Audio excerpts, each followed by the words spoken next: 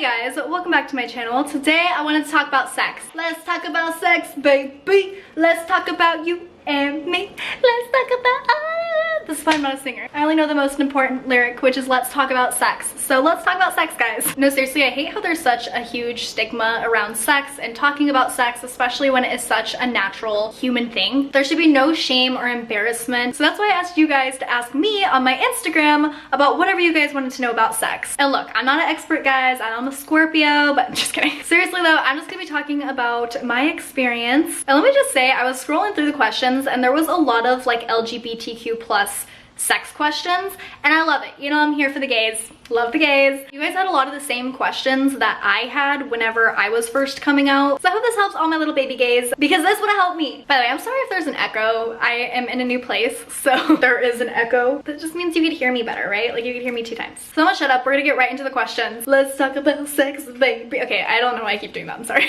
And let me just say, you guys did not disappoint on these questions. They're juicy. And honestly, I think the funniest questions on here were the straight girls asking about like gay sex. You know, I get it. You guys have no idea, and I'm here to educate. So the first question, I love this question because this is actually a big thing in my sex life. How does being neurodivergent impact your sex life? So yes, I've got the ADHD. The addict, if you will, and it likes to interfere with my sex life too. We could be going at it all hot and heavy and boop, a random thought will appear and I'll be like, did you know Australia is whiter than the moon? I'm not kidding, it pisses people off. And I can't help it, I just get random thoughts. I could just bust out laughing about something that happened days ago, or I'll want to stop and like have a quick conversation before we continue, especially if I'm in a serious relationship and I feel comfortable with that. Like we've already established good sex, so now I could have a little bit of like lazy sloppy sex where I could ask you random questions during. Why is that not okay? It doesn't even matter how good the sex is. My brain just doesn't turn off. That's it. My random thoughts have definitely hurt people's feelings before in the past, unfortunately, just because they think that like they're not doing it good enough. But it's like, come on, your head is not good enough to make my brain literally stop having ADHD. Like that's just not how that works. Otherwise they'd be prescribing sex for ADHD. And unfortunately that's not a thing. So sex can cure a lot, but that's not one of them. I've read that people with ADHD as well can have a higher sex drive than neurotypicals. And that's not necessarily true for me. I feel like my sex drive is just kind of like a roller coaster. I could be like extremely hypersexual for like a few months and then it could go completely away. I've had times where I've literally thought that I was asexual, and we'll get to that because there are some questions that I'll go deeper into that. But the next question is, after having your kids, did you experience sexual slowdown, like you weren't as excited to do the deed? Yes. However, I think there's a lot of different factors that contribute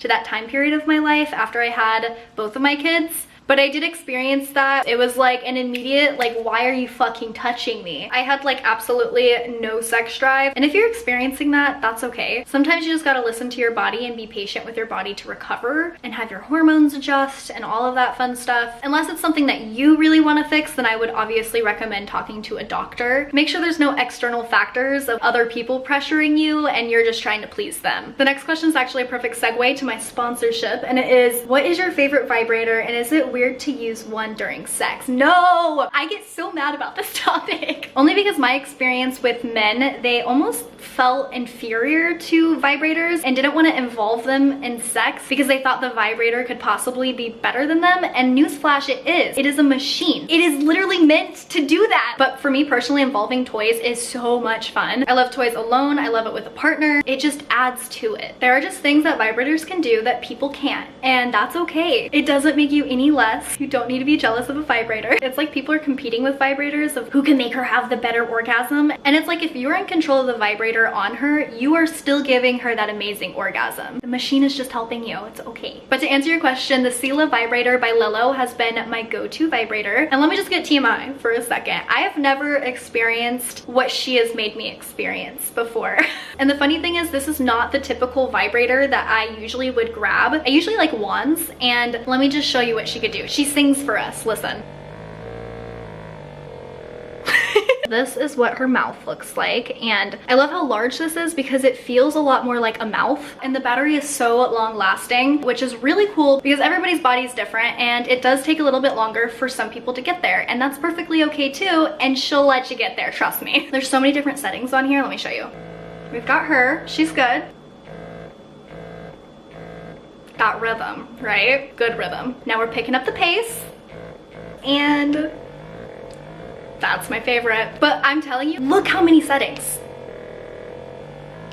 And you could change how strong she is, because everybody has different tolerances of what they could handle. Some people need it to be really light, and some people need it like, you know, I know, and she does it all. And I just love vibrators because it's taking my own pleasure into my own hands. And in my opinion, it's one of the best forms of self-love. I also love the shape and look of her. You could be in a lot of different positions and she fits perfectly. So I will definitely link her in the description for you guys. Yes, the first gay question, let's go. The next question is, did the idea of other vaginas ever kind of gross you out, but you knew you liked girls? No, absolutely not. I don't know, I just put women on this pedestal and vaginas are just like right up there with it. Especially because most girls that I've talked to, not even just sexually, like just even my friends, all of us are pretty hyper focused on making sure we're like cleanly down there before anything happens. And that's always been my experience with girls too. Usually people want to make sure they're good in the hood, literally. Wow, we're doing sex puns today. But yeah, if you're trying to explore your sexuality and that is stopping you, you could always have communication beforehand with your partner. But don't feel weird if vaginas do gross you out and you know you like girls. It could be a lot of different things that you feel that way. It could be the fear of the unknown. It could be inner homophobia that you need to tackle, or it could literally just be how you feel about it. It could be a lot of different things. I know a lot of straight girls that get grossed out by penises, but definitely are not grossed out by penises in sex. And there's also such thing as a top and a bottom and a switch. You don't necessarily have to be the one giving. You might just like receiving. The next question is how to get over being a nervous woman-loving woman for the first time. I've dated, but never sex. This was me. I was so nervous. And I was so nervous because I wanted it to be pleasurable for the other person because I don't have as much experience as a lot of other lesbians out in the community just because I came out a little bit later. A lot of it later. But communication is key, and that is what helped my nerves. I let them know that I didn't know anything. I was just straight up and honest of, hey, I'm a baby gay and I'm really nervous, but I really want to fuck you. But I promise most women understand and have probably been in that same situation whenever they first came out too. You could even make it fun and sexy, like show me the ropes of this and let them take charge, or whatever you guys communicate. And don't just have one conversation, have multiple conversations. Don't have sex until you are fully comfortable, and don't feel pressured. In the relationship that I'm in right now, I did not do anything until I was completely comfortable. Even though I had past experiences with women, I still was so nervous. It's girls. Girls make me nervous. Like, I like them. But trust me, girls just get it. They like took me under their wing and they're like, I got you. And they did. The next question was something that was asked so many times and I thought was so hilarious. And it is scissoring really a thing? Yes. Yes, it's a thing. And let me tell you, mwah, chef's kiss. Now look, is it what you see in porn? Depends on what kind of porn you're watching. But highly recommend, or at least highly recommend at least trying. There's definitely a lot of different ways you could go about it and do it. But yeah, I think it's very sensual and that's why I personally like it. But I definitely know some people that don't like scissoring. So just a preference thing. The next question is, how do you teach your partner to pleasure you better? I feel like I have zero vocab for that. Ooh, I like this question. I've done this in a lot of different ways. You can A, have a conversation with them, which by the way is probably going to be the answer to a lot of these questions because I can't stress enough that communication really is key in sex. You will not have good sex unless you have communication. Well, I take that back. You might have good sex without communication, but you will have better sex with communication. I don't know. I'm a Virgo Mars. I love talking about sex and I love knowing about like what people like exactly. And so I can talk about all day with no filter, but I get that some people still do feel like uncomfortable. Another option you could do is literally showing them by pleasuring yourself in front of them. I think that's super hot, and plus they can literally see what you are doing to get yourself off. And if you're comfortable enough, I really would get into the nitty-gritty of like, hey, this is what I like. There's no shame in that. Everybody likes something differently. It doesn't mean your partner's bad in bed. They just need to learn you better. And that can take time too. Like shoot, it took me a really long time just to know what I liked. And you could even make an entire conversation like, hey, what can I do to pleasure you better as well? The next question is top or bottom. I'm gonna switch, baby.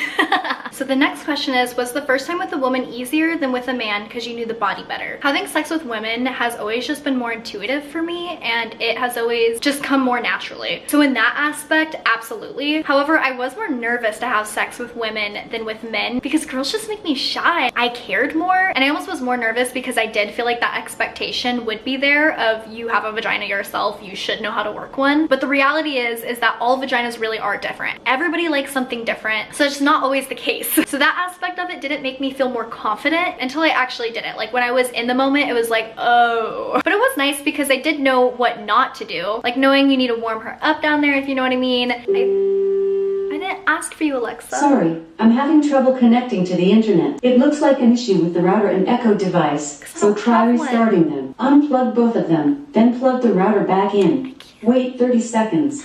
Once the router is back on and connected to the internet, plug in the Echo device. Stop assuming I have a router. I'm broke. Ooh, this was a highly asked question. It is, do you like sex with women or men more? Do I even have to answer this? Women take the cake for me, for sure. However, I've only had sex with cisgender men, so I think that plays a lot into it as well. Which leads me to the follow-up question of, would you like to have sex with a man again, or is it just meh for you now? I would not have sex with a cisgender man again, no. That idea physically makes me uncomfortable and definitely makes me question a lot of things. So I'm still kind of figuring out where my sexuality is. I do wonder how much I was actually enjoying versus how much it was just for validation. It also makes me question things because when I was having sex with men, I was avoiding it a lot. I would come up with a bunch of different excuses as like why I didn't want to do it. And it's just funny to me because if you were to get like all my sexual partners in a room and they were to like talk, the men would be like, wait, she has sex with you that much? I never wanted to do it. And for a long time, I really thought I was asexual. I remember me and my best friend Bia calling each other, who was lesbian, and we would just be on the phone like, do we have to have sex for the rest of our lives? Like, this is a thing. Like, I have to do this like the rest of my life?